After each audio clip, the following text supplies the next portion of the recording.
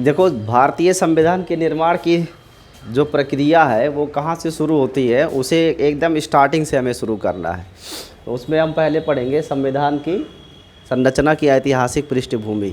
क्योंकि हमारा जो भारतीय संविधान है जिसे हम आज देखते हैं, उस संविधान में बहुत सारे प्रावधान हैं जो ब्रिटिशर्स के ही बनाए हुए हैं, और ब्रिटिश काल में ही ये पूरा संविधान बन के कम्प्लीट हुआ है। तब से लेकर के इस संविधान में नए नई बातें और जोड़ी गई हैं। सबसे पहले इस देश में जो आए विदेशी वो कौन थे? पुर्तगाली, और उसके बाद डच, और उसके बाद अंग्रेज, फिर डेनिश, और लास्ट में फ्रांसीसी। सबसे बाद पहले पुर्तगाली आए भी और सबसे बाद में ये पुर्तगाली गए भी।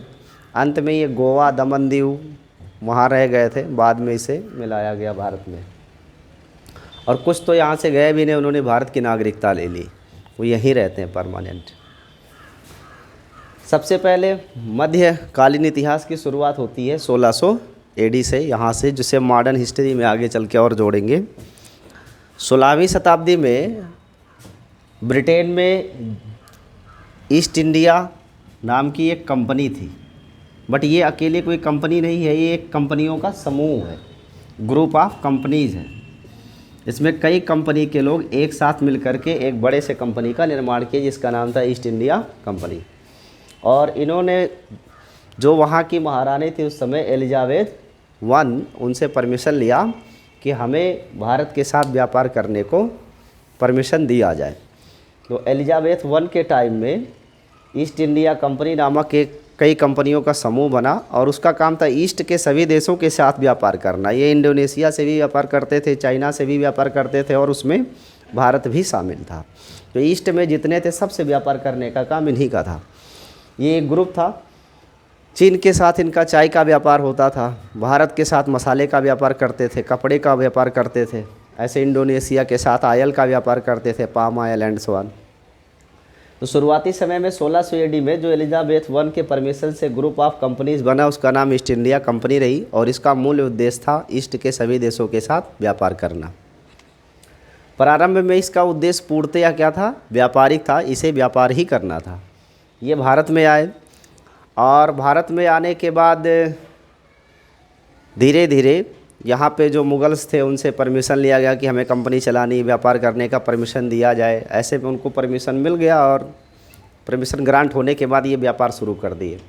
व्यापार शुरू करने के बाद अपने व्यापारिक प्रतिष्ठान बनाने लगे कि जैसे ये मेरा कंपनी का एरिया है, यहाँ पे हम सामान रखेंगे, यहाँ से बाज़ार ले जाएंगे, बाज़ार में वस्तुएं बेचेंगे, फिर वापस आएंगे।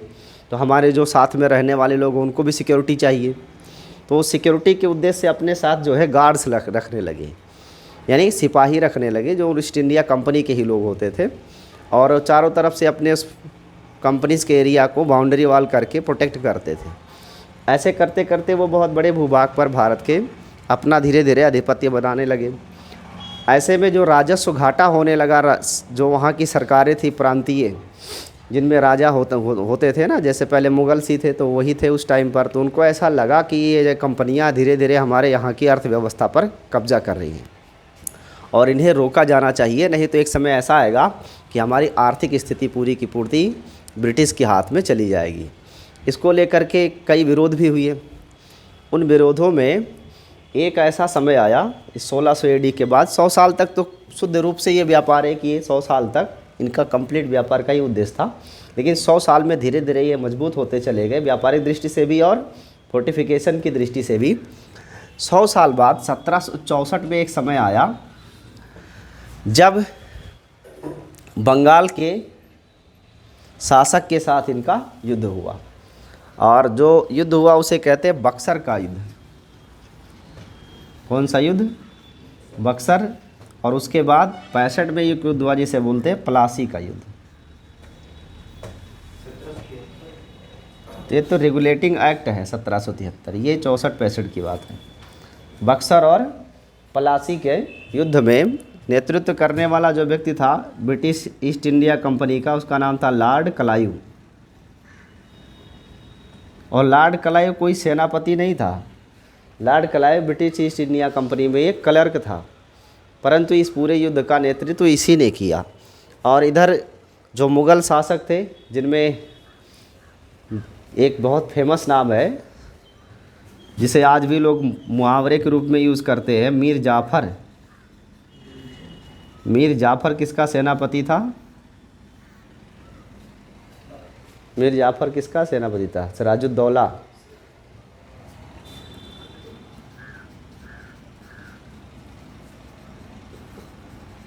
तो ये इनका सेनापति था और ब्रिटिश का सेनापति कौन था? Lord Clive. इन दोनों के बीच में यहाँ पे एक युद्ध होता है जिसे बक्सर का युद्ध, और फिर उसे एक और युद्ध के रूप में जानते हैं, पलासी का युद्ध जानते हैं। इसमें से मीर जाफ़र ने सिराजुद्दौला के साथ विश्वासघात किया और हुआ यूँ कि जैसे उस टाइम पे ब्रिटिश ईस्ट इंडिया कंपनी से यहाँ से कुछ प्रावधान ब्रिटेन को भेजा गया कि हमें और सैन्य शक्ति के रूप में कुछ मिल जाए तो हम यहाँ पर अपना अच्छा स्थापित कर सकते हैं, व्यवस्थाएं भी, और सुचारू रूप से यहाँ नियंत्रण भी कर सकते हैं। लेकिन ईस्ट इंडिया कंपनी से इनको कोई समर्थन उधर ब्रिटेन से पर्सनली कुछ नहीं मिला। इनको कहा गया कि आपको जो पैसे चाहिए पैसा लीजिए और अपना व्यापार प्रतिष्ठान जैसे प्रोटेक्ट करना है करिए, वो आपकी जिम्मेदारी है, जो आपके पास संसाधन है उनको उपयोग करिए। लॉर्ड क्लाइव ने क्या किया? पैसे का लालच देकर और राज्य का लालच देकर इस मीर जाफ़र को अपने में मिला लिया। और हुआ क्या, युद्ध के समय जब अंग्रेज़ों की और इस सिराजुद्दौला की सेना आमने सामने हुई तो उस समय मीर जाफ़र के कहने से इनकी सेना ने, सिराजुद्दौला की सेना ने सरेंडर कर दिया और वो युद्ध मात्र एक दिन में ही ख़त्म हो गया। एक दिन ना बोलो तो 1 घंटे में ख़त्म हो गया, क्योंकि लड़ने वाला ही कोई नहीं था, लड़ेगा कौन।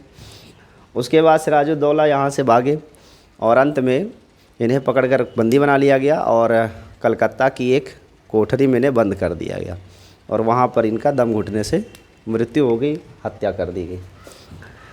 ये दोनों युद्ध जीतने के बाद अंग्रेज़ों को बंगाल का, बिहार का और उड़ीसा का नेतृत्व मिल गया। अंग्रेज़ों ने युद्ध जीता और मीर जाफ़र को यहाँ का नवाब बना दिया।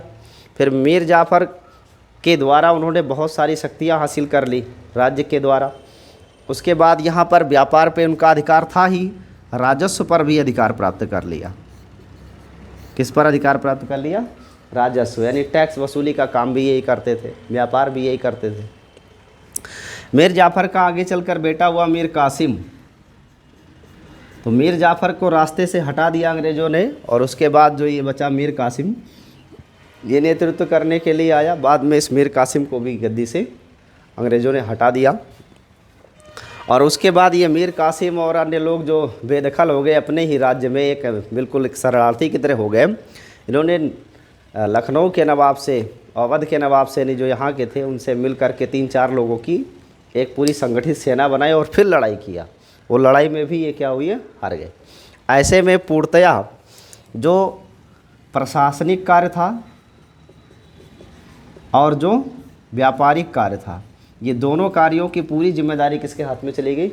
अंग्रेज़ों के। तो एक पूरा प्रांत ही समझ लो, बंगाल, बिहार और उड़ीसा, इस पूरे क्षेत्र का नेतृत्व किसके हाथ में चला गया? अंग्रेज़ों के। अब अंग्रेज़ जो आज से यानी 1764 से 100 साल पहले जो विशुद्ध रूप से व्यापार करते थे, अब वही अंग्रेज़ इस देश में व्यापार के साथ साथ प्रशासन भी चलाएंगे और राजस्व का भी काम देखेंगे, और व्यापार तो इनका होना ही है। जब प्रशासनिक कार्य करने लगेंगे तो समाज को चलाने के लिए प्रशासनिक व्यवस्था में नियम और कानून होने चाहिए। तो एक एक करके धीरे धीरे इसमें नियम कानून आते चले गए और उन्हीं कानूनों के द्वारा धीरे धीरे बड़ा होते होते उसका और शुद्धिकरण हुआ और बाद में वही हमारे संविधान के रूप में आगे चलकर मिलेगा। इसमें सबसे इम्पोर्टेंट एक्ट रहेगा 1935 का एक्ट। भारतीय संविधान पर सबसे ज़्यादा गहरा प्रभाव अगर किसी एक्ट का है तो वो 1935 के एक्ट का है। सारे लगभग अधिकतम प्रावधान 1935 के एक्ट से ही भारतीय संविधान में लिए गए। तो ये जो प्रक्रिया यहाँ से स्टार्ट हुई प्रशासनिक व्यवस्था खड़ा करने की, वही धीरे धीरे चलकर हमारे लिए संविधान की ऐतिहासिक पृष्ठभूमि में संरक्षित हो जाएगी। उसमें हमें क्या याद रखना है? कौन सा एक्ट? 1935 का एक्ट। एग्जाम में कई बार पूछता है कि भारतीय संविधान पर सबसे गहरा प्रभाव डालने वाला एक्ट कौन सा है, तो वो है 1935 का एक्ट। उसके बाद धीरे धीरे लोगों को ऐसा लगने लगा कि अब हम अंग्रेज़ों के गुलाम होते जा रहे हैं, तो उसमें से कुछ सामाजिक लोग जागरूक होना शुरू हुए और जागरूकता का परिणाम ये रहा कि 1858 में जो ब्रिटिश सेना में सिपाही थे, भारतीय सिपाही। एक इंटरेस्टिंग बात ये भी ध्यान में रखिए, अंग्रेज़ों ने इतने साल तक भारत पर राज किया, लेकिन भारत के पर राज करने में भारतीयों का ही सबसे ज़्यादा योगदान था। कैसे? अंग्रेज़ों की सेना में 70 और 30 का रेशियो था, यानी 70 सैनिक भारतीय होते थे और 30 सैनिक ब्रिटिश होते थे। पहले अगर देखा जाए तो ये आंकड़ा 80 का था, उससे पहले 90, अर्थात 10 अंग्रेज और 90 भारतीय इनके साथ होते थे सिपाही वर्ग में। उसके बाद 20 अंग्रेज़ों की संख्या धीरे धीरे थोड़ी सी बढ़ाएगी, जब ऐसा लगा कि माहौल ख़राब हो रहा है और भारतीय विद्रोह कर सकते हैं तो सेना में अनुपात बढ़ा दिया। बाद में 70-30 का रेशियो रहा, नहीं तब भी 100 सैनिकों में से 70 सैनिक कहाँ के होते थे? भारतीय होते थे, 30 उसमें होते थे अंग्रेज। लेकिन जो 30 अंग्रेज होते थे वो टॉप क्लास के होते थे, लीडर, यानी पूरी सेना का नेतृत्व करने वाले और सबसे जिम्मेदार पोस्ट पर यही रहते थे। बाकी सब लोग उनके आदेशों का पालन करने वाले रहते थे। तो इन युद्धों में आगे चलकर आप देखेंगे कि अंग्रेज़ों के साथ साथ भारतीय भी 70% क्या थे? सम्मिलित थे, लेकिन थे वफादार, क्योंकि हम जिसकी सर्विस करते हैं उसके प्रति अपनी वफादारी और निष्ठा रखेंगे। ये बहुत ही ईमानदार सिपाही थे। लेकिन एक ऐसा समय आया जब भारतीय सिपाहियों को फील होने लगा कि हमारे साथ क्या हो रहा है? दोहरा व्यवहार हो रहा है। दोहरा व्यवहार कैसे? अंग्रेज़ों को अच्छे चावल मिलते थे खाने के लिए, भारतीयों को अच्छे चावल नहीं मिलते थे। अंग्रेज़ों की सैलरी ज़्यादा होती थी, भारतीयों की सैलरी कम होती थी। दूसरा, भारतीयों के साथ धार्मिक भेदभाव भी चरम पर था। इसमें से आप जानते हो एक कारतूस वाली घटना जो है, कारतूस की जो घटना है कि कारतूस में सूअर की चर्बी मिलाई जाती है, इस प्रकार की अफवाहें भी उड़ी और बाद में मंगल पांडे जैसे लोगों ने अपनी आंखों से ऑब्जर्व भी किया, देखा भी कि हाँ ये लोग ऐसा कर रहे हैं। अब वो हो सकता है उस समय बारूद को सुरक्षित रखने के लिए चर्बी को यूज़ किया गया हो, लेकिन वो एक धार्मिक भावनाओं को ठेस पहुंचाने वाली घटना थी। एक कई कारण मिला के जो है, एक तात्कालिक कारण तो यही था चर्बी वाला, लेकिन जो और भी कारण थे, सामाजिक कारण, धार्मिक कारण, वो सब बैकग्राउंड में बहुत पहले से बने हुए थे। तो एक गुस्सा इस सिपाहियों के बीच में था, जो कि सिपाही विद्रोह के रूप में 1858 में उद्गृत हुआ। मंगल पांडे ने गोली मार दी और उसके बाद ये सिपाहियों ने विद्रोह कर दिया। विद्रोह होने के बाद इस देश में यहाँ से लेकर दिल्ली तक बहुत लंबी चौड़ी कहानी है, इस हिस्ट्री है, बट वो उस हिस्ट्री को हम नहीं बताएंगे। सिर्फ इतना ध्यान में रखिएगा कि विद्रोह होने के बाद ईस्ट इंडिया कंपनी के ऊपर धीरे धीरे ब्रिटेन ने नियंत्रण करना शुरू किया। कैसे?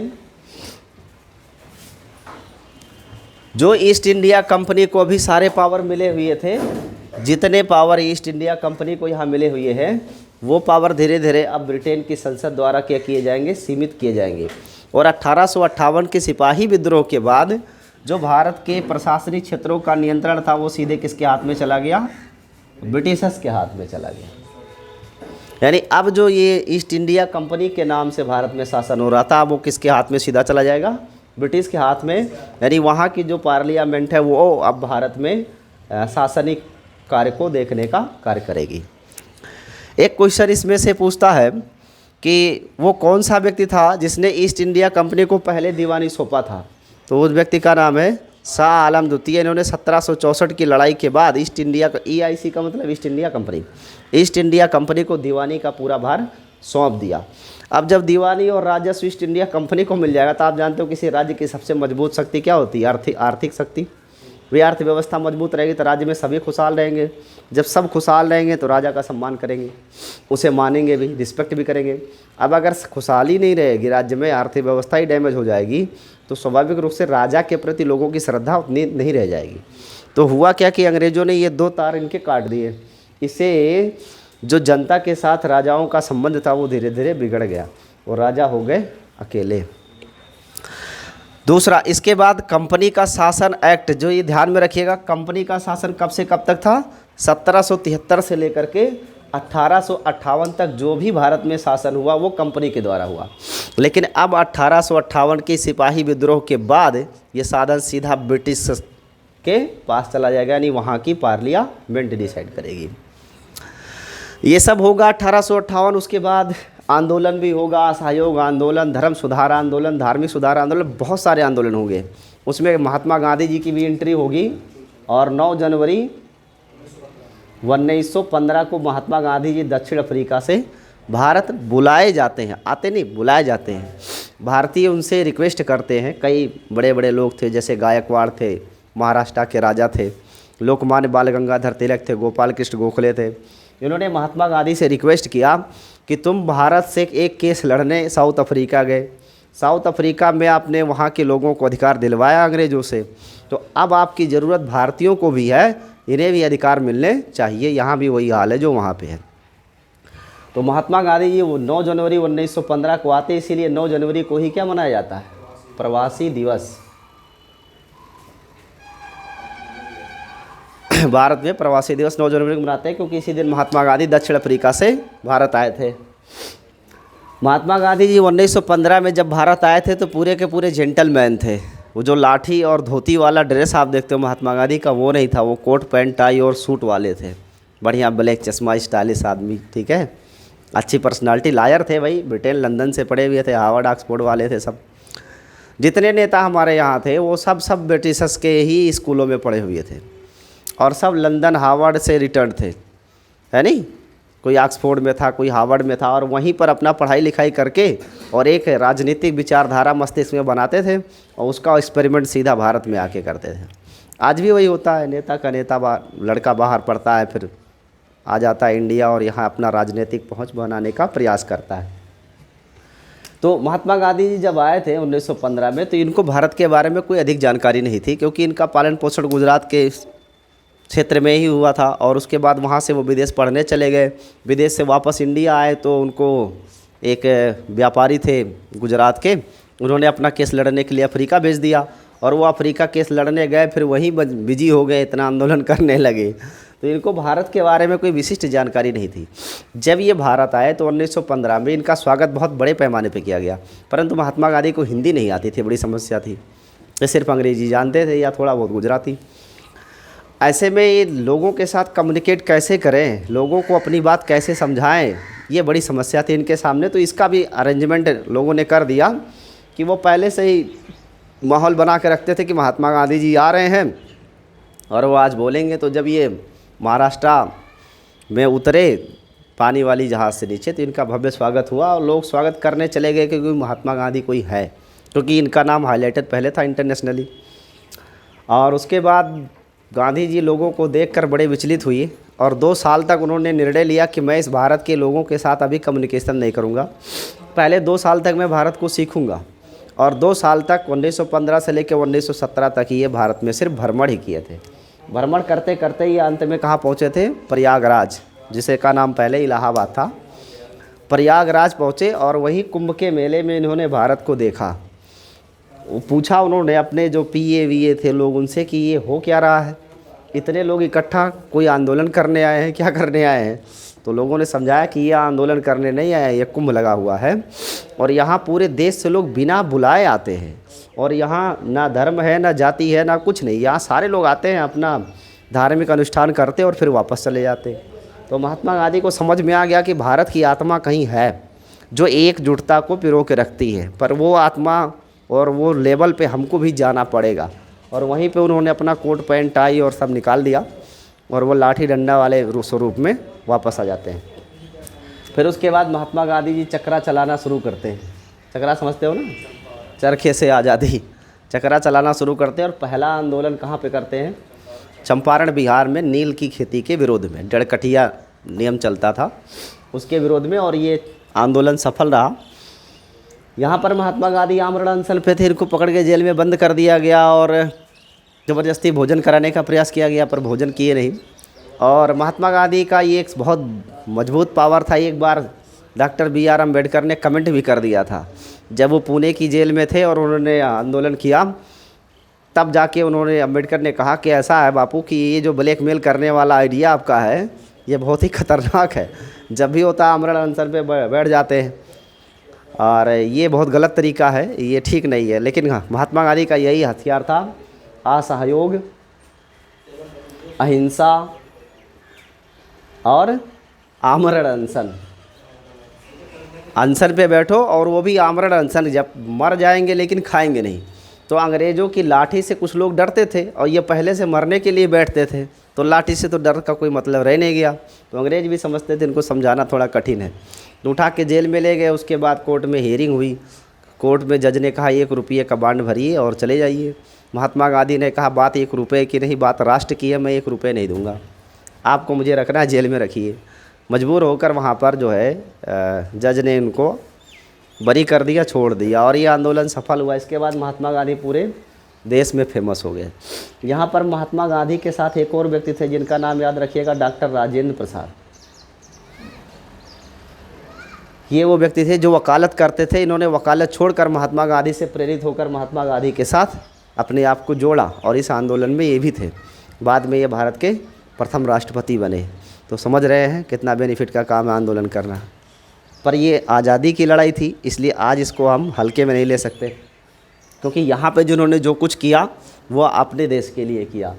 उसके बाद ए से क्या होता है, चंपारण, फिर ए और फिर के और फिर आर और फिर ए, इन सब का मतलब है, लेकिन जब आप भारतीय आंदोलन पढ़ेंगे तब वहाँ मतलब इसका बताया जाएगा।